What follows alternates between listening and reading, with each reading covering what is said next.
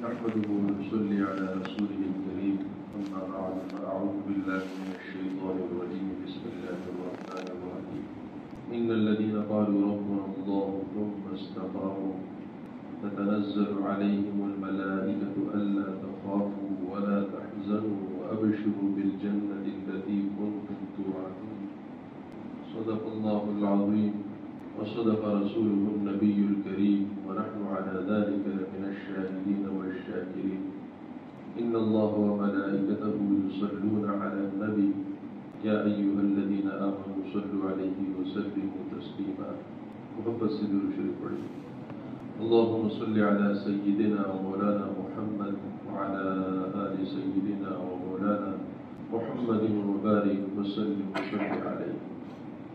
میرے عزیز دوستو، ایک مومن بندے کی ہمیشہ یہ خواہش رہتی ہے کہ اس کا رب اس سے راضی رہے، اس کے رب کی خوشنودی اسے ہمیشہ حامل حال رہے، اس کے ساتھ رہے.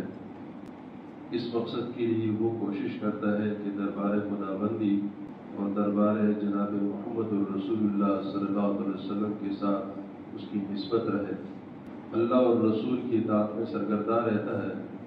اس لیے کوشش کرتا ہے کہ وہ اللہ اور رسول کے احکامات کے مطابق زندگی گزارنے کی کوشش کرتا ہے، خیر اور بھلائی کے کام کرتا ہے، برائیوں اور نافرمانیوں کے کاموں سے بچنے کی کوشش کرتا ہے تاکہ اللہ اور اس کے رسول کی رضا اسے حاصل رہے.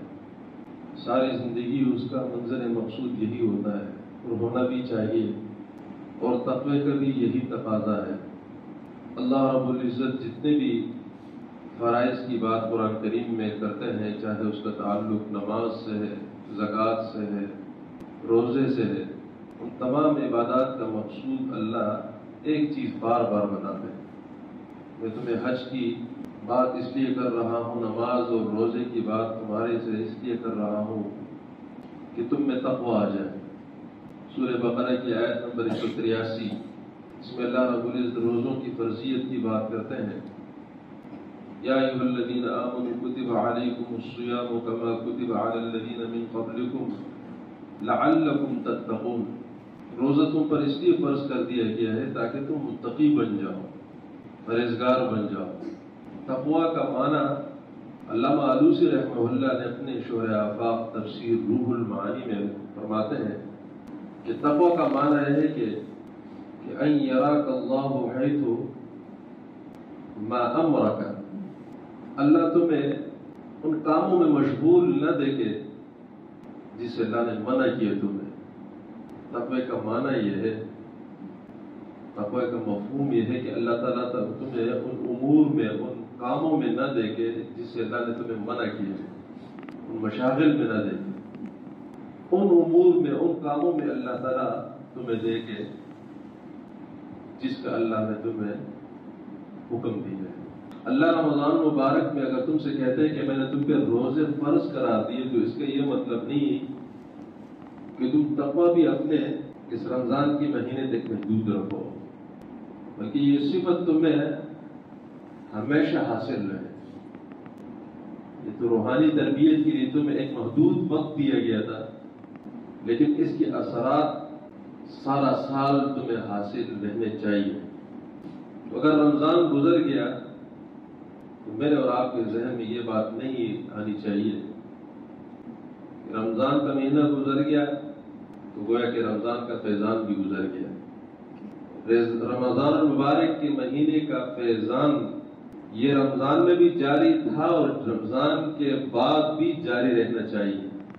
اس طرح ہم نے رمضان کے مہینے میں کوشش کی روزے رکھے، ہم نے کوشش کی کہ اپنے روزوں کی حفاظت کی، گناہوں سے بچتے ہوئے ہم نے کوشش کی کہ حسب توفیق اس میں روزانہ کی بنیاد پر تلاوت کرتے رہے، ہم نے کوشش کی کہ حسب توفیق اس میں صدقات اور خیرات ادا کرتے رہے، حسب توفیق راتوں کو جاگتے رہے.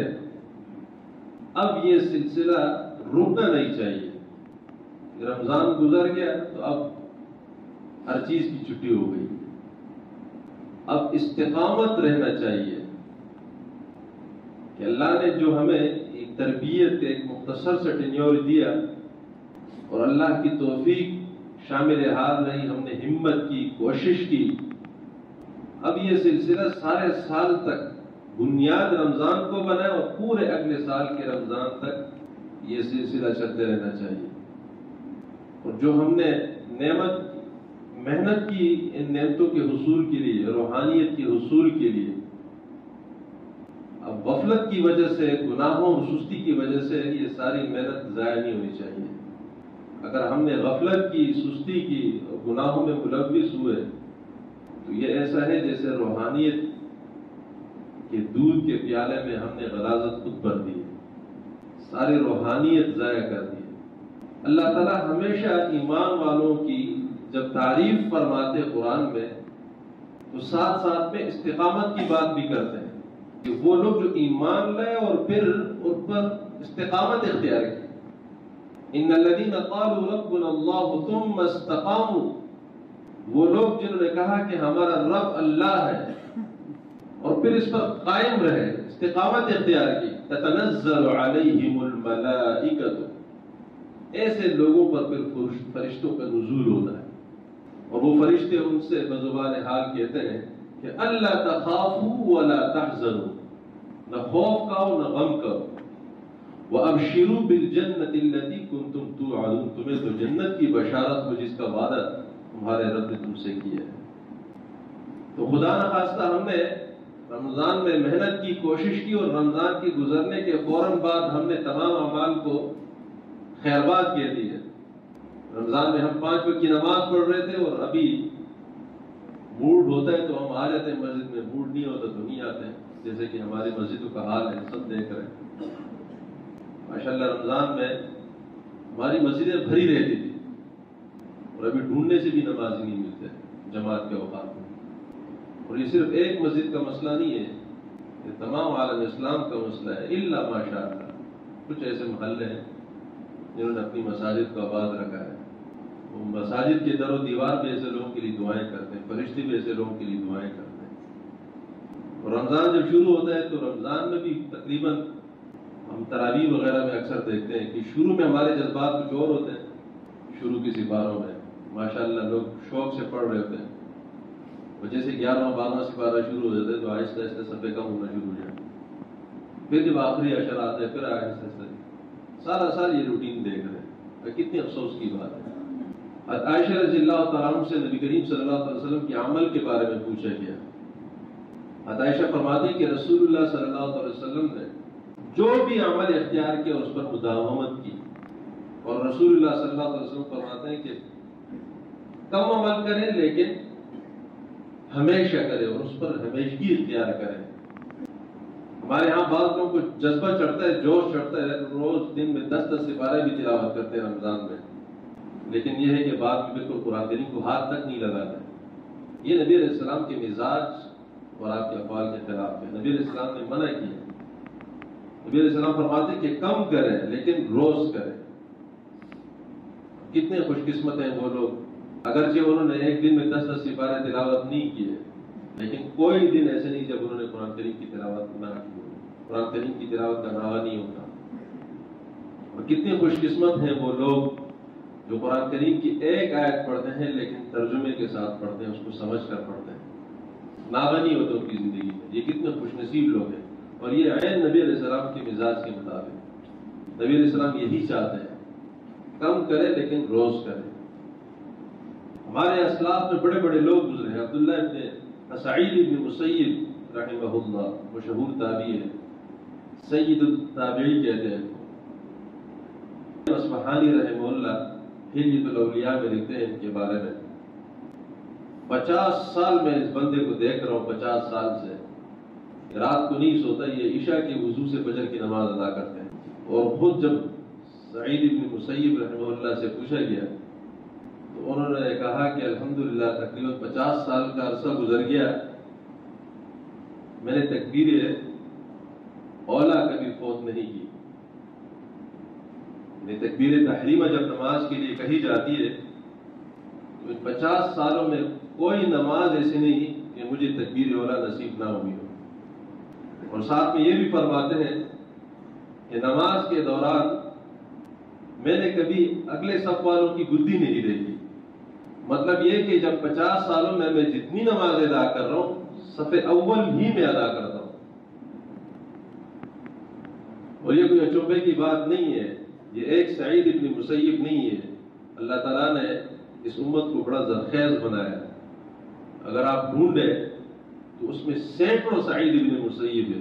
آپ امام ابو حنیفہ رحمہ اللہ کی زندگی دیکھیے، آپ امام شافعی رحمہ اللہ کی زندگی دیکھیے، آپ امام احمد بن حنبل رحمہ اللہ کی زندگیاں دیکھیے، اور آپ امام مالک رحمہ اللہ جیسے حضرات کی زندگیاں دیکھیے، تو آپ کو ایک سے ایک بڑھ کر ملے گا. ان کی راتیں کیسی گزرتی تھی، ان کے روحانیت کے ساتھ تعلق کیسا تھا، اللہ کے ساتھ تعلق کیسا تھا. یہ تو ایک مثال ہے. اسی لیے ان کی زندگیوں میں ہمیشہ وسعت رہی ہے، رزق کی فراوانی رہی ہے، سکون اور عافیت کی فراوانی رہی ہے. اگر ہم چاہتے ہیں کہ ہمیں زندگی میں وسعت ملے، رزق کی وسعت ملے، سکون اور عافیت کی ہمیں وسعت ملے، تو یہ بروزن ہے تقویٰ کے. تقویٰ ہے تو سکون ہے، تقویٰ ہے تو عافیت ہے، تقویٰ ہے تو فراوانی ہے. خدا نخواستہ ہماری زندگی میں گناہ ہے، بے سکونی ہے، بدپریزی ہے تو تباہی ہے. آپ کے پاس بہت سارا کچھ ہوگا لیکن آپ کو سکون میسر نہیں ہوگا. اس لیے کہ سکون، عافیت یہ اللہ نے روحانیت میں رکھی، یہ پاکیزگی رکھی، یہ اللہ نے اپنے ذکر میں رکھی ہے. الذین آمنوا وتطمئن قلوبهم بذکر اللہ. اللہ فرماتے ہیں کہ اللہ تعالیٰ نے دلوں کا جو سکون ہے اور اطمینان ہے وہ اللہ کے ذکر میں رکھا ہے، اللہ کی یاد میں رکھا ہے، تقویٰ میں رکھا ہے، پرہیزگاری میں رکھا ہے. تو میرے عزیز دوستو، ابھی رمضان گزرا ہے، تو رمضان کے جو اعمال ہیں اس کو ہم جاری رکھیں، سالہ سال جاری رکھیں. تھوڑا عمل کریں لیکن روز کریں.